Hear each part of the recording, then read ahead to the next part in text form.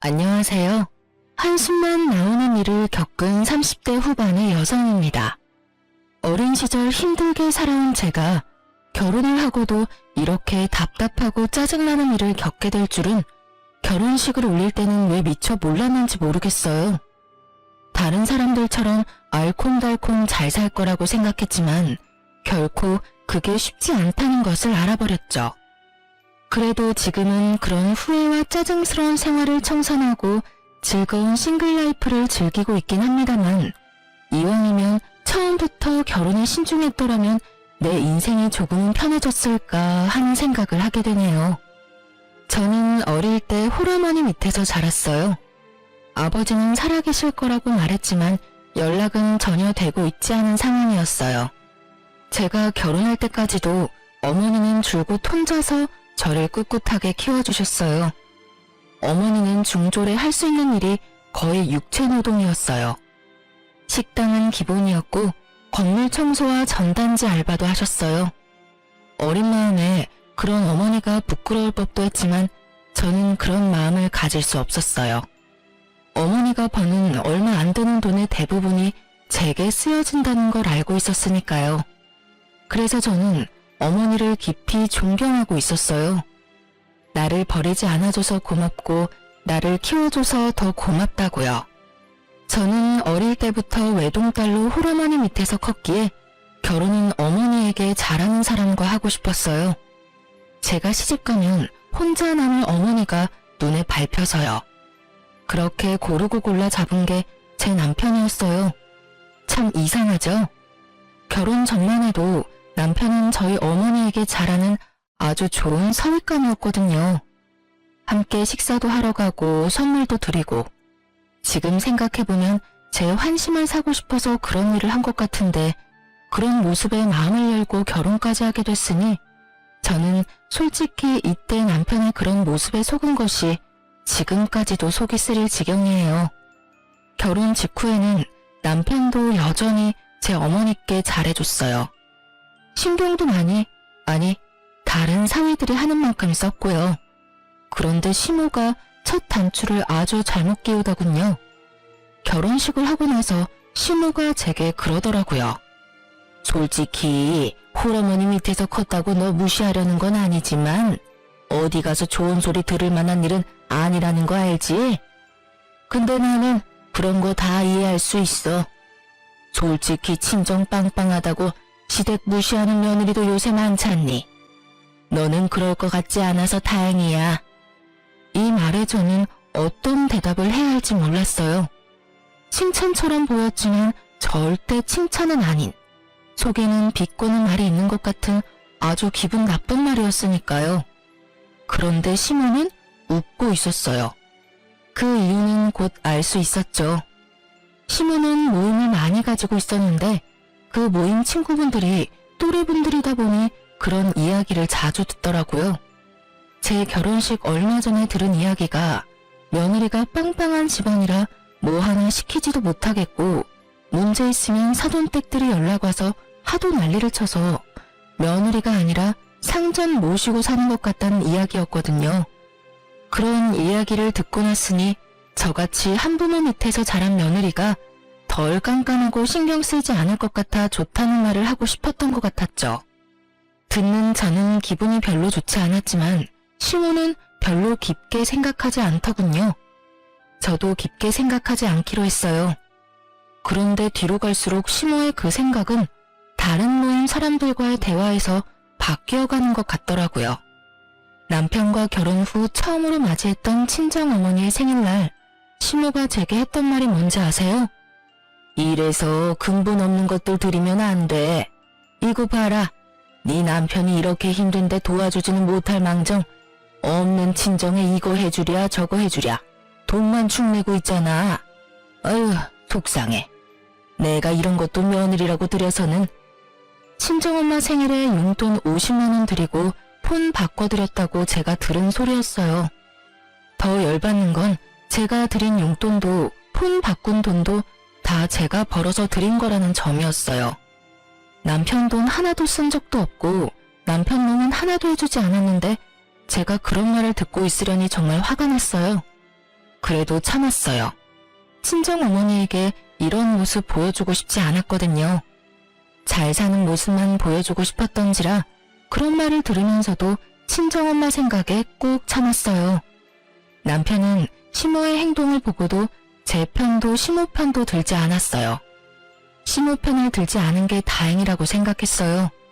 제 편을 들어준다면 시모가 또 열받아서 무슨 소리 할 줄 모르니 그냥 이대로 넘어가면 다행이라는 아니란 생각을 했네요. 시모의 그런 말들이 남편에게 분명히 영향을 미쳤다는 걸 첫 아이 8개월이 되었을 때 알게 됐거든요. 애가 아직 어리지만 육아휴직 급여로는 생활이 되지가 않아서 결국은 아이 6개월부터 친정에 애를 맡기고 일을 시작했어요. 애 안 맡기고 용돈 드리고 싶었지만 남편에게 눈치가 보여 60만 원 드리고 애까지 맡겼죠.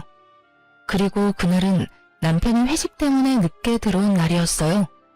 저는 일하고 와서 애까지 봐야 해서 피곤한 상태로 소파에서 쪽잠을 자고 있었죠. 그런데 큰 소리에 잠에서 깼어요. 나 들어왔어. 남편이 들어왔는데 잠이나 자고 있고. 아, 왔어? 애가 잠을 못 이뤄서 옆에 있다가 쪽잠 들었네. 내가 이래서 집에 들어오기 짜증나. 도대체 내가 당신이랑 왜 결혼했는지 모르겠다. 갑자기 무슨 소리야? 내 직장 동료는 돈 많고 집안 좋은 마누라 만나서 살만나던데 나는 왜 이 모양이냐고. 그 친구 처가는 사위한테 해주는 것도 많은데 어째서 내 처가는 쓸 데가 없냐고. 너 갑자기 술 취해서 대체 무슨 말 하는 거야? 처가는 내 인생에 도움 하나도 안 되는 데다가 마누라는 남편 오든지 말든지 잠이나 쳐자고. 내가 진짜. 제가 뭐라고 할 것도 없이 남편 놈은 화장실로 들어가더니 씻는 것처럼 푸닥거리다 결국은 화장실에서 쓰러져 잠들었더군요. 남편에게 화가 나서 그를 차가운 타일 바닥에 놔두고 저는 애랑 안방에서 난방 빵빵하게 틀고 잤어요. 잠이 오지를 않았어요. 남편이 던진 그 한마디를 그 오밤중에 내내 곱씹다가 잠도 설치고 아침을 맞이했습니다.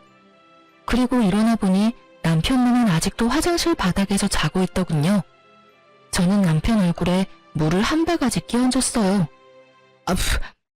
차가워. 이게 뭐야? 이제 정신이 좀 들어? 나 왜 여기 있어? 당신 어제 술 취해서 화장실에서 자던데 어제 기억 안 나? 기억 안 나는데. 갑자기 남편 놈이 제 눈치를 보면서 기억이 안 난다고 하더군요. 그럼 당신이 어제 나한테 한 말도 기억 안 나? 당신 어제 나랑 왜 결혼했는지 모르겠다고 나한테 말한 거 기억 안 나냐고. 내가 그런 말을 했어? 그래. 그리고 우리 친정에 쌓인 게 많던데 그거 다 어떻게 참고 살았대? 친정이 당신한테 해주는 게 없는 게 그렇게 열받았어? 근데 그걸 왜 우리 엄마가 해줘야 하는데? 너희 엄마한테 해달라고 해. 왜 남의 엄마한테 그런 거 바라는데? 그러는 너희 엄마는 나한테 도움된 거 있기는 해? 넌 왜 사람 말을 왜 그렇게 고깝게 받아들여? 어제 회사 동료 말 듣고 잠깐 그렇게 생각한 거야. 잠깐 치고는 가슴에 사무친 게 많던데 너 진짜 우리 엄마가 당신 인생에 도움이 안 된다고 생각하는 거야? 아니, 솔직히 도움받은 거 없는 건 사실이잖아. 주변에 장가 잘 간 애들은 다들 잘 살고 있는 것도 사실이고. 그래서 열이 받아? 근데 그런 이유면 너보다는 내가 더 열받아야 되는 거 아니야? 그게 무슨... 지금 내 꼴을 봐. 한창 육아휴직해야 할 시기에 당신 혼자 벌면 돈 없으니 6개월짜리 갓난아기 떼놓고 일하고 있잖아. 육아도 우리 엄마가 해주고 있고 집안일도 육아도 돈 버는 것도 다 하고 있는 내가 시댁 욕한 적 한 번이라도 있어? 아무것도 안 하는 당신이 나랑 우리 엄마한테 패기치는 건 생각도 안 하고 친정을 욕해? 남편은 자기가 말을 잘못 꺼냈다는 걸 알고는 입을 꾹 다물어 버리더군요. 좋아. 당신이 그렇게 생각한다면 나도 생각 있어. 저는 그렇게 말하고 아이 짐을 주섬주섬 쌌어요. 뭐 하는 거야? 불안했는지 남편이 묻더군요. 그런 남편 말을 무시한 채 짐과 아이를 챙겨 시댁으로 향했습니다. 어머님, 저희 왔어요. 오늘부터 당분간 애 좀 맡아주세요. 저희 어머니 요새 몸이 안 좋아서 애를 못 봐주겠다고 하셔서요. 거짓말이었지만 친정 엄마에게도 쉬는 시간을 드리고 싶기도 해서 그렇게 말하며 시모에게 아이를 데려온 거였어요.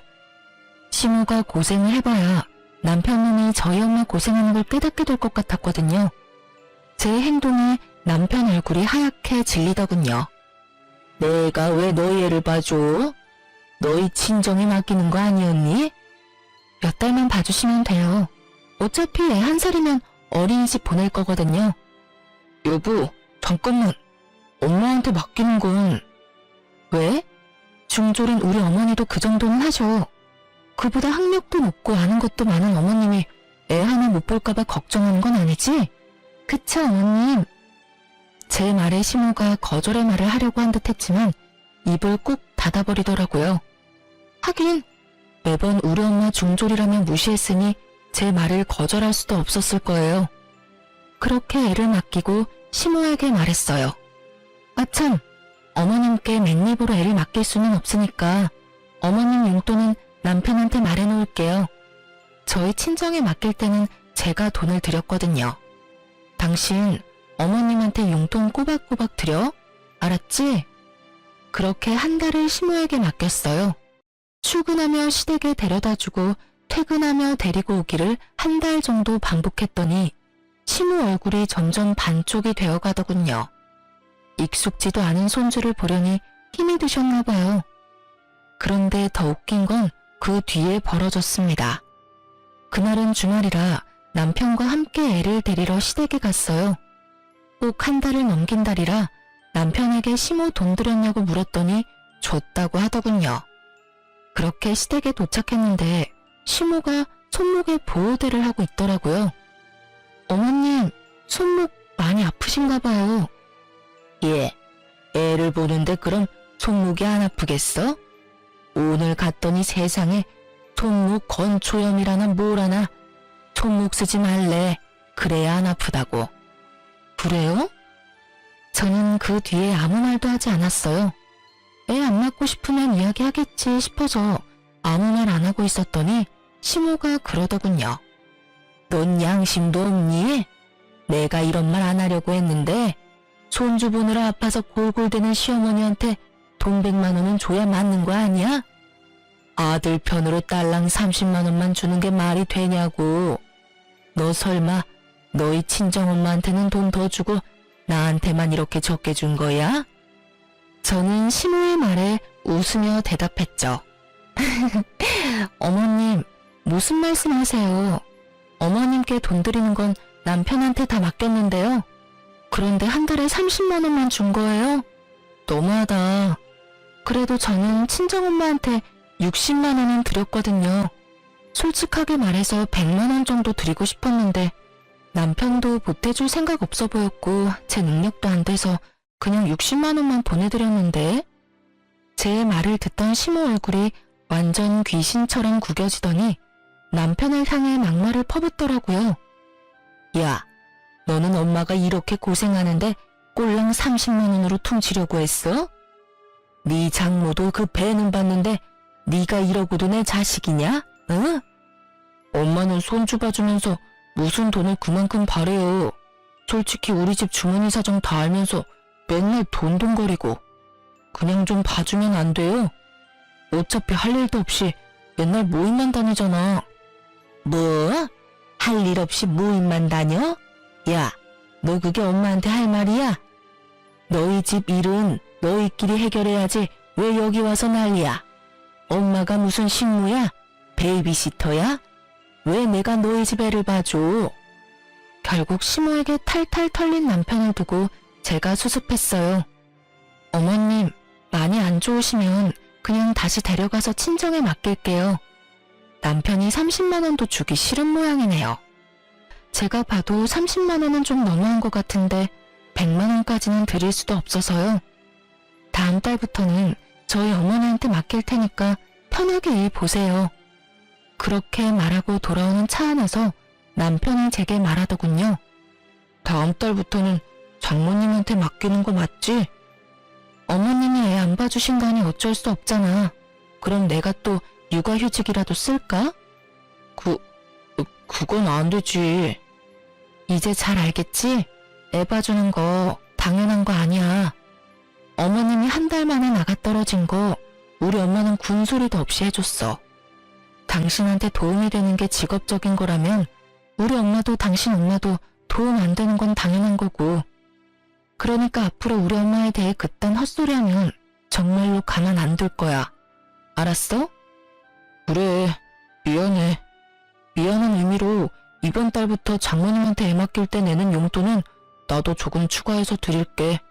그러면 됐지? 남편의 화해의 제스처를 받고 저는 화를 풀기로 했어요. 그렇지만 마음까지 다 풀어낸 건 아니었죠. 남편이 그렇게 생각하고 있다는 것만으로 굉장히 기분이 더러웠거든요.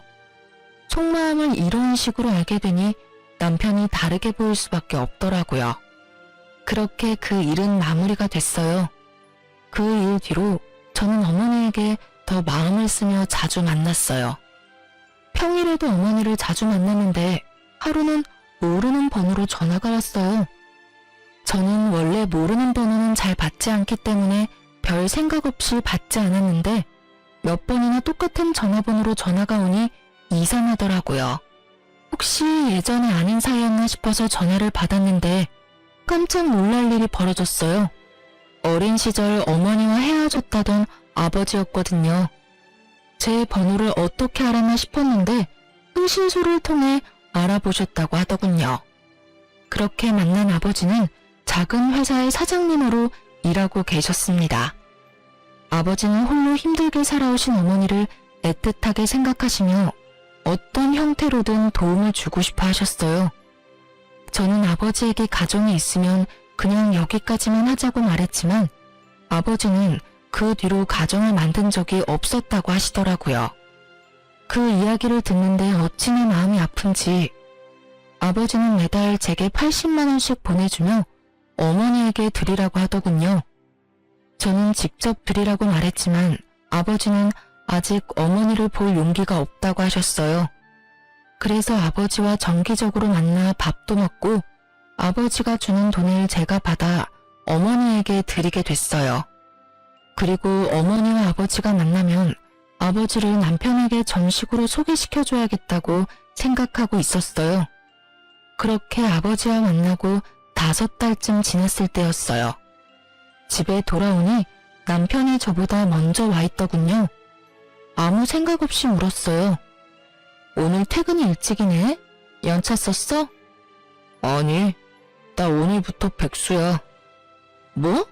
갑자기 무슨 일이야? 나한테 말도 안 하고 퇴사한 거야? 그런 거 아니고 한 달 전쯤에 직장 동료랑 싸웠어. 싸웠는데 어째서 퇴사를 하게 된 건데? 그냥 홧김에 다 짜증나서 사직서 쓰고 나왔어. 대신에 더 좋은 직장 가면 되니까 걱정하지 마.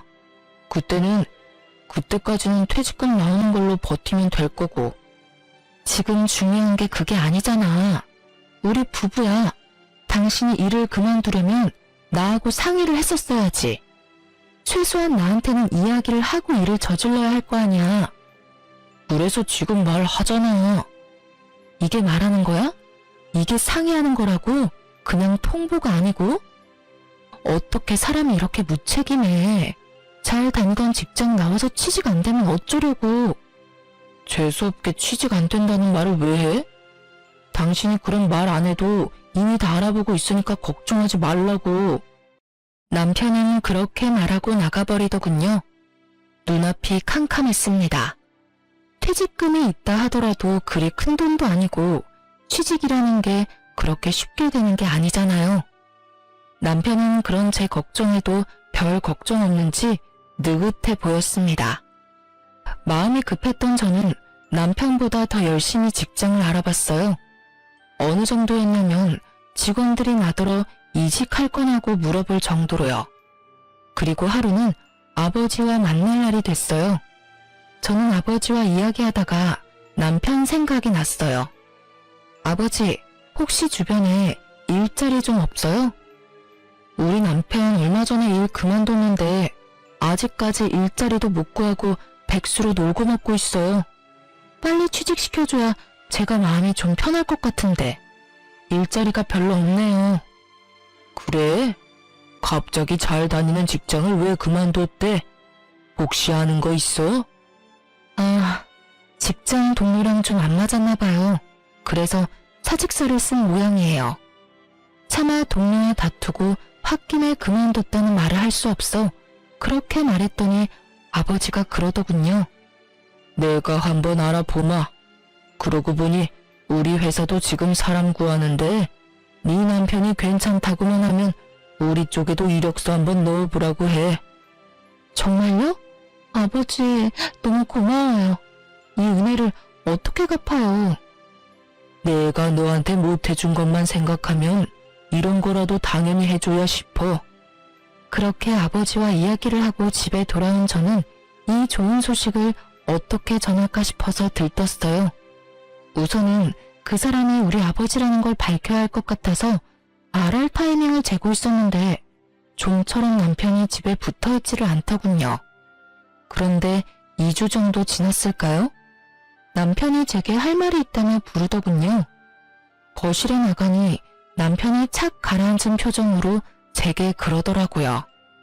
여기 이혼 서류 작성해줘. 이혼은 내가 말 안 해도 알지? 뜬금없는 이혼 서류에 제가 당황해서 물었죠. 이혼? 갑자기 무슨 이혼이야? 나 다 아니까 모르는 척 하지 말고.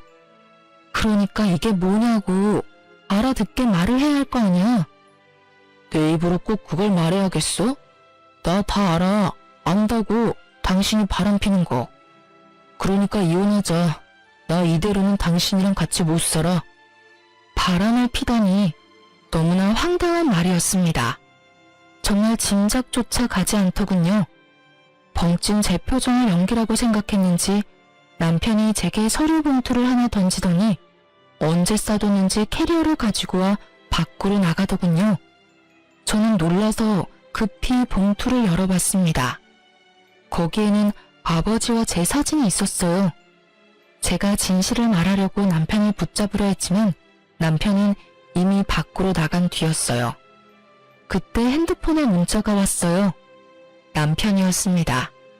대화는 필요 없고 불개랑 너랑 같이 있기도 싫으니 별거 하겠다는 말이 적혀 있었어요. 저는 황당해서 그 자리에서 남편에게 전화를 걸었지만 그는 받지 않았습니다. 저는 문자를 남겼어요. 그 사람은 제 아버지라고요.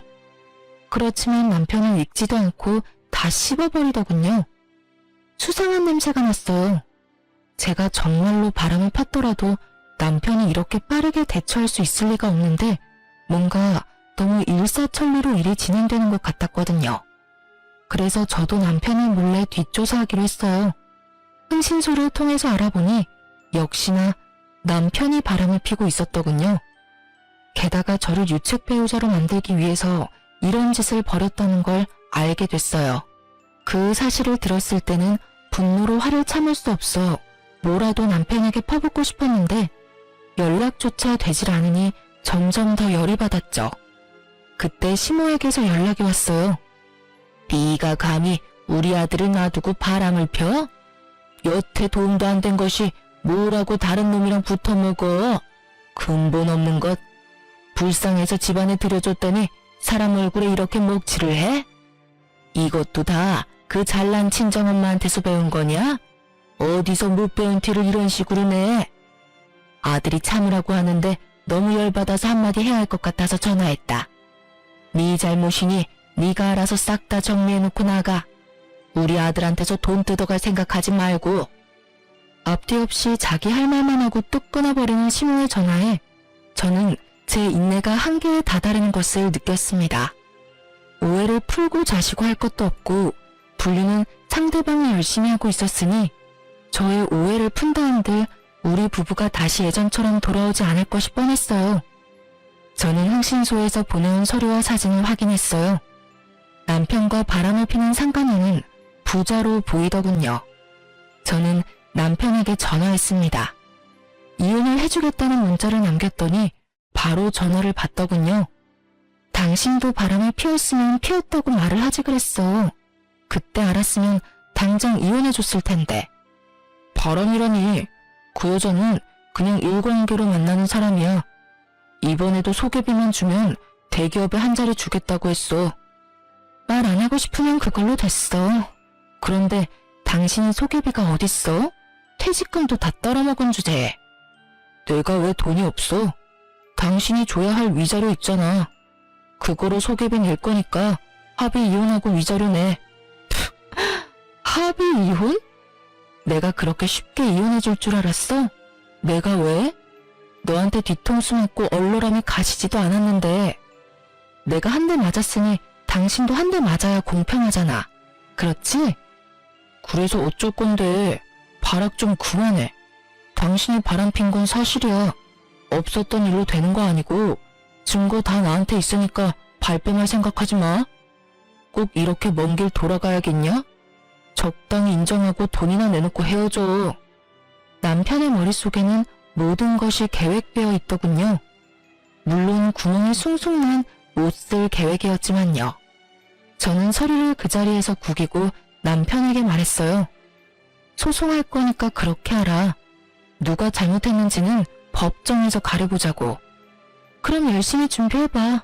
내가 불륜이라는 증거도 잘 모아보고. 저는 그렇게 말하고 그 길로 이혼 전문 변호사를 찾아갔어요. 가장 먼저 준비했던 건 상간녀 소송이었고 그 뒤가 제 아버지와의 친자 확인 검사였어요.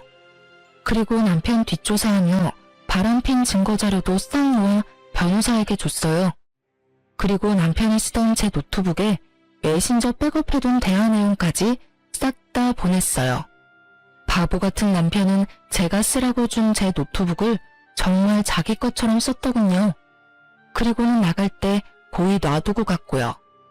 차고 넘치는 문자 내용에 바람핀 증거는 너무도 많았습니다. 게다가 날짜도 거의 1년 전부터였고요. 1년을 모르고 살았다는 거 지금도 이해가 안 돼요. 어딘가 찝찝한 구석이라도 있었을 텐데 왜 전 그렇게 태평스럽게 살았는지. 너무 후회가 됐지만 지금이라도 상황을 바로잡을 수 있다는 게 다행이라고 생각했어요. 그렇게 이혼 소송을 진행하고 한 달쯤 지났을 때 전화기에 불이 날 만큼 남편에게서 전화가 왔어요. 전화를 받을 필요가 없다는 생각에 무시했는데 그날 저녁 친정어머니가 집에 빨리 오라고 하더군요. 맡겨둔 애가 아픈가 싶었는데 가보고 완전 열이 받았어요. 시모가 친정집 거실에 떡하니 앉아있더라고요. 말이 곱게 나올 리가 없었죠. 여기는 어쩐 일이세요? 볼일 다 끝난 거 아니신가요? 예. 너는 어른이 와서 말하려는데 그게 무슨 태도니? 그 사람이랑 저 관계 끝난 거 모르세요? 어머님은 전화까지 해서 일방적으로 저한테 난리치셨잖아요. 거야, 네가 잘못했으니 그런 거 아니냐? 애초에 바람을 핀 건 너고. 아니라고 말씀드렸고 이미 관련 서류 변호사에게 보내놨으니 나중에 확인하시면 되겠네요. 그런데 여기는 왜 오셨어요? 저희 어머니한테 무슨 말 하려고 여기까지 오신 거냐고요? 아이, 정말 내가 이런 데까지 와서 사정하게 될 줄은 몰랐다만. 너 바람핀 거랑 이혼 없던 일로 해줄 테니 다시 돌아와라. 뜬금없는 회유에 저는 어이가 없었어요. 직전까지 짜증 부리며 화내더니 갑자기 왜? 이런 생각을 하고 있는데 시모가 앙칼진 목소리로 그러더라고요. 아들이 너한테 그렇게 심하게 한 건 다 사기당해서 그런 거야. 대기업 취직시켜준다는 사람한테 홀라당 속아서 도깨비를 줬다고 하지 뭐냐. 돈 주고 나니 연락도 안 되고 없는 번호라고 하니. 너도 당당할 거 하나 없으니 둘이서 완만히 이야기해서 이혼 없던 걸로 해. 웃겼어요. 다시는 안 볼 것처럼 모진 말을 다 쏟아내더니 자기 아들 사기당해서 힘들게 살 거 생각하니 안면 몰수하고 여기까지 온 시모 처지가요. 그 사람이 사기당한 거랑 저랑 무슨 상관이에요. 사기꾼 신고하고 지금이라도 취직해서 열심히 돈 벌면 될 일 아닌가요? 그게 그렇게 쉬운 일이면 너한테 오지도 않았어. 아들이 대출받아서 소개비를 줬으니 어떡하냐. 부부가 같이 갚아야지. 퇴사를 했는데 대출을 했다고요? 사금융에서 빌린 모양인데 원래는 너한테 위자료 받아서 갚을 생각이었다고 하더라. 어차피 너도 이혼하면 위자료 내야 하잖아. 그러지 말고 그냥 이혼하지 말고 둘이서 갚아. 제 자식 발등에 불 떨어졌다고 남의 자식한테 그 불을 끄라고 하다니. 정말 다시 생각해도 상종 못할 인간이더군요. 한마디 하려는데 저희 엄마가 옆에서 시모에게 말하더라고요. 뭘 둘이서 갚아요. 사고 친 놈이 갚아야지. 듣자 하니 어이가 없네.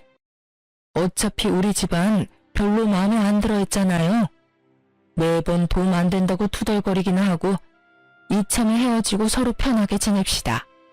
이미 빈정 다 상하고 서로 상처 줄 만큼 줬는데 뭘 더 이어보려고 구차하게 여기까지 찾아와요? 나도 딸이 한다고 해도 결사반대할 거니까 마누라 귀한 줄 모르고 사기나 당한 덜 떨어진 사위한테 꼭 맞는 며느리감이나 찾아봐요.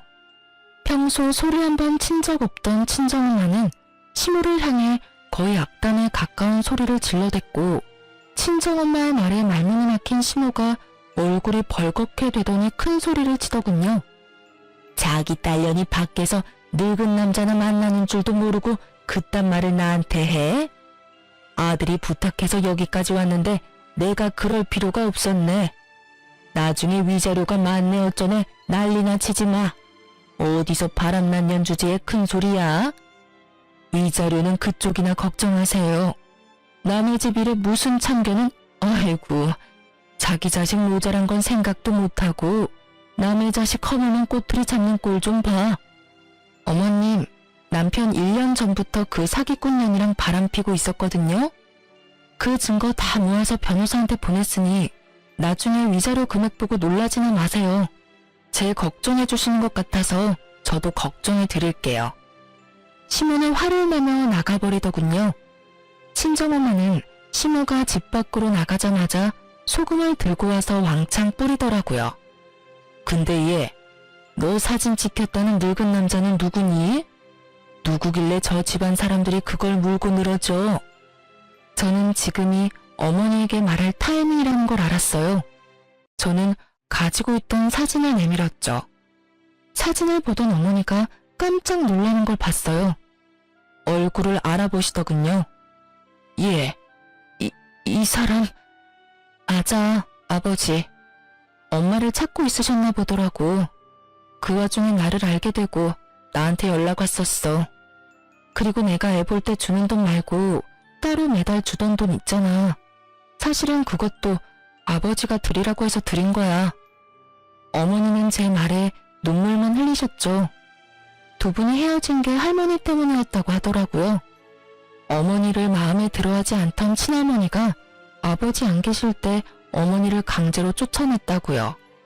이제 와서 어머니를 찾은 건 그 할머니가 돌아가셨기 때문이라고 하셨어요. 그럼 잠깐만. 네 남편은 지금 너희 아버지를 너랑 바람핀 사람으로 오해한 거니? 근데 오해를 풀 생각은 없어. 그 사람 1년 전부터 바람피고 있었거든. 아마 나를 유책 배우자로 만들려고 내 뒷조사한 것 같아. 자기가 저지른 불륜은 쏙 빼놓고 나 뒤통수 치려는 거지. 게다가 그 상간녀가 속이비 받고 튄 사기꾼이거든. 아유, 잘했어, 이혼. 뭐 저런 아나무인인 사람이 있니? 아들이나 엄마나 똑같네, 똑같아. 그 뒤로 남편에게서 전화며 문자며 줄줄이 오는데 다 무시했어요. 문자 보니 아직 정신을 못 차렸더라고요. 제 주제에 용서해주겠다는 말을 할 수가 있나요? 그런데도 아직까지 용서해줄 테니 돌아오라는 둥, 자기도 짜증나지만 다시 받아주려고 하는 거라는 둥, 급해 보이는 통화 내역과는 다르게 문자는 아주 자기가 제 사정 다 봐주는 것처럼 적혀 있더군요. 하나하나 받아줄 생각도 없고 변호사 통화는 깔끔하니 가만뒀어요. 그런데 그 다음에 오는 문자가 점점 바뀌더라고요. 한 번만 용서해달라. 내가 잘못했다. 그 사람이 당신 아버지인지 정말 몰랐다. 그래도 연락을 받아주지 않았더니 별거하러 나간 놈이 애 어린이집 하원 시간에 맞춰 애를 픽업해서 저를 기다리고 있더군요. 제가 연락을 받지 않으니 이런 방법을 쓴 것 같았어요. 속으로 어린이집도 바꿔버려야지 하는 생각을 하는데 남편님이 저희 집까지 와서는 제게 할 말 있다며 제 팔을 붙잡더라고요. 난 너랑 더 이상 할 말 없어. 너도 너 할 말 다 했잖아. 그때 나갈 때 뭐라고 그랬더라? 더 이상 나랑 할 말 없다고 하지 않았나? 미안해. 그렇지만 그건 당신 잘못도 있잖아. 아버지를 만나는 거면 그렇다고 말을 해줬어야지. 나는 당신한테 아버지가 있다고는 상상도 못했단 말이야. 내가 언제 우리 아버지 죽었댔니? 그렇게 나이가 있으면 한 번쯤은 의심을 해봐야지. 하긴 너 그런 거 중요하지 않잖아. 내가 바람을 핀 게 좋았을 거 아냐. 너 1년 동안 바람 핀 걸 숨기고 나 유책 배우자 만들기엔. 솔직히 너무 놀랐네. 어떻게 1년 동안 나를 속이면서 바람을 폈어? 그래놓고 멀쩡한 마누라 바람핀 년으로 만들어서 위자료 꿀꺽하려고 그랬다 이거지? 그래놓고 사기꾼한테 걸려서 지금 나한테 와서 징징거리는 거고. 미안해. 당신이 충분히 그렇게 생각할 수는 있는데 그 여자가 그런 목적을 가지고 나한테 접근했을 줄은 나도 몰랐잖아. 그러니까 내 생각도 좀 해줘야지. 웃기고 있네. 장장 1년 동안 만나면서 바람핀 주제에 뭐? 그 여자한테 그런 목적이 있었으면 너한테는 다른 년이랑 만나겠다는 목적이 있었잖아. 서로 의견이 안 맞으면 오래 못 만나는데 참 오래도 만났네. 그걸 내가 아는데 이혼을 물려달라고? 이미 판결 났고 나는 번복할 생각 없으니까 내 앞에 나타나지 마. 역겨우니까. 충격받은 얼굴의 남편을 내버려두고 저와 아이는 집으로 들어갔습니다. 그런데 걱정이 되더군요. 저놈이 또 찾아와서 저러면 답 없을 것 같아서 부모님에게 도움을 청하기로 했어요. 어머니는 기존에 있던 집에서 나와 아버지와 함께 살고 있었어요. 제가 이야기했더니 집을 일단 팔고 아버지 집에서 잠시 있다가 다른 곳에 집을 알아보라고 하더군요. 아니면 부모님이 아이를 케어할 수 있는 곳에 집을 구하라고요.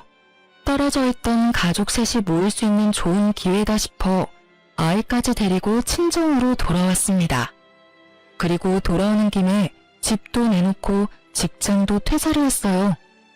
아버지가 그때 아버지 회사에도 사람 구한다고 하셨는데 저한테 들어와 보라고 하더라고요. 이력서에 면접까지 보고 아버지 회사로 들어가 일하게 됐어요. 아무래도 가족이 곁에 있으니까 마음은 편하더군요. 그렇게 이혼 후 저는 제 생활을 꾸려갔어요. 부모님과 좋은 곳에 놀러도 가고 맛있는 것도 먹으며 두 분과 좋은 추억도 많이 만들었어요. 그렇게 6개월 정도 잘 지냈는데 하루는 저희 회사에 사람을 뽑는데 익숙한 이름이 보이더군요. 남편이었습니다. 이 남자가 여태껏 취직을 못했는지 저희 아버지 회사에까지 이력서를 넣었더라고요. 회사에서는 이력서가 들어온 이상 면접을 보자는 상황이었기에 별로 내키지는 않았지만 면접에 불렀습니다. 전 남편이 긴장된 표정으로 면접을 보러 왔더군요. 그런데 회사 앞에서 기다리고 있던 제 모습을 보고 깜짝 놀라더라고요. 당신이 어째서 여기에? 오랜만이야. 면접 보기 전에 이거는 알려줘야 할 것 같아서. 나 여기서 일하거든? 당신이 면접을 보든 말든 상관은 없는데 여기 들어오면 불편할 거라는 거 미리 말해주려고. 당신이 여기서 일한다고? 응. 당신이야말로 작은 회사는 거들떠도 안 보더니 이젠 좀 급한가 봐? 여기 면접까지 보고. 그게... 전 남편이 뭐라 말하려는데 앞에서 아버지가 저를 부르며 다가왔어요. 딸, 여기서 뭐해? 잠깐 쉬러 왔어? 사장님, 회사에서는 그렇게 부르지 말라고 했잖아요, 아버지. 제가 사장님이라고 부르자 남편은 얼굴이 깜짝 놀라더군요. 얼굴 익숙하지? 당신이 나랑 바람핀다고 착각한 우리 아버지. 아버지가 여기 사장님이셔? 내가 당신 직장 그만뒀을 때 아버지한테 당신 취직 부탁드렸거든. 이혼 안 했으면 당신이 여기서 일할 수도 있었을 텐데. 어차피 만점은 우리가 안 보니까 걱정하지 마. 붙을만 하면 붙겠지. 붙으면 불편하긴 하겠지만. 그럼 면접 잘 보고 가. 저는 아버지와 회사 안으로 들어갔고 전 남편은 허탈한 표정으로 면접을 보고 나오더군요. 그리고 퇴근 시간에 회사 근처에서 저를 기다리고 있던 남편놈 얼굴이 보였어요. 잠깐만 이야기 좀 해. 난 할 말 없어. 거두절미하고 하나만 부탁할게. 나 취직만 되도록 해줄 수 없을까? 절대로 너 방해한다거나 못살게 굴도록 하지 않을게. 그냥 취직만 될 수 있도록 해줘. 당신한테 이런 부탁하는 것도 염치 없지만 진짜 이대로는 빚 때문에. 왜 내가 그래야 하는데? 우린 이미 다 끝났어. 당신이 추잡한 짓 하면서 나 뒷조사할 때 찍은 사진 기억나? 그 사진에서 내가 아버지한테 무슨 이야기 했는지 가르쳐 줄게. 그날 아버지한테 남편 취직 자리 찾고 있으니까 좋은 자리 있으면 취직 좀 시켜달라고 부탁하고 있었어. 네 손으로 그 자리 없앴는데 이제 와서 그걸 달라고? 염치 없는 거 맞네. 저는 그렇게 쏘아붙이고는 남편을 놔두고 회사로 다시 들어왔어요. 저놈이 또 따라올지도 모르니 아버지랑 같이 집에 가려고 말이죠. 그리고 몇 달 뒤에 두 분 결혼 기념일이 있어서 아무 생각 없이 자주 가던 식육식당으로 모셨어요. 평소 맛이 있어서 자주 가던 곳이었는데 하필이면 전 남편과 시모도 거기 와 있더라고요. 미처 생각하지도 못했어요. 이 사람들하고도 자주 왔던 곳이라는 걸요. 굳이 피할 것까지는 없다고 생각했는데 자리가 또 하필이면 바로 옆자리. 다른 곳으로 가려다가 아버지가 그냥 먹자고 해서 앉았어요. 그런데 시모가 저와 친정엄마를 보더니 코웃음을 치며 험상궂은 표정으로 시비를 걸더군요. 아이고, 자식 새끼는 이혼시키고 본인은 시집 새로 갔어? 그렇게 딸 위하는 척 하더니 어이가 없네. 다 늙어 빠져서는. 부끄러운 줄 아세요? 부끄럽기는 뭐가 부끄러워요? 몇십 년 만에 만난 부부 사이 금슬 좋은 게 욕먹을 짓입니까? 욕을 하고 싶으면 제대로 알아보고 하세요. 내 딸, 그리고 제 와이프 한 번만 더 그딴 식으로 말하면 명예훼손으로 소송 걸어버릴 테니까. 얼마 만에 만난 가족들인데 딸과 와이프가 가만히 있다 하더라도 제가 가만히 있지 않을 거라고요. 그 말에 시모가 놀라서 눈이 땡그레졌어요. 저는 솔직히 좋은 기분으로 여기 와서 기분 다 망친 게 짜증나서 전 남편에게 마구 따져 물었어요. 당신이랑 당신 어머니 왜 이렇게 무례해? 우리 아빠가 회사에서 너를 면접에서 뽑지 않았다고 지금 앙심 품고 이러는 거야? 뭐? 회사? 이게 다 무슨 소리야? 그리고 갑자기 어디서 아버지가 튀어나와? 전 남편보다는 시모가 더 놀라 제 말에 전 남편에게 되묻더군요.